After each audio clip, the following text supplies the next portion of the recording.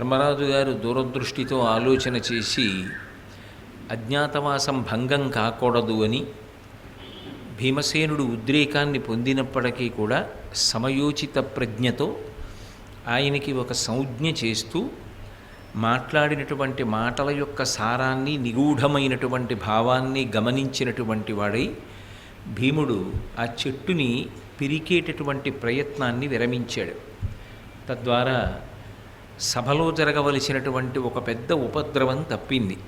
కానీ పరమ సాధ్వీమణి, మహాపతివ్రత, యాజ్ఞసేని, అటువంటి గొప్ప గుణవతి అయినటువంటి ద్రౌపదీదేవి అంత కష్టాన్ని పొంది ఆ సమయంలో ఏమీ మాట్లాడకుండా వెళ్ళిపోవడం ఏ కారణం చేత కూడా సంభవం కాదు. మనిషి అన్న తర్వాత ఉద్రేకం ఉండి తీరుతుంది. అందున ఆ జరిగినటువంటి సందర్భం అంత ఘోరాతి ఘోరమైనది అయినప్పుడు ఆమె మాట్లాడకుండా ఎలా ఉంటుంది?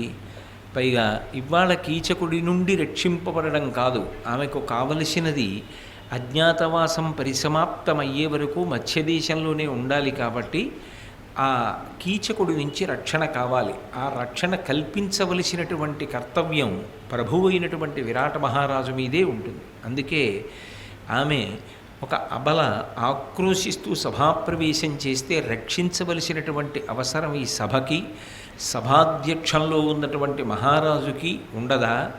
రక్షించవలసిన అవసరం లేదా?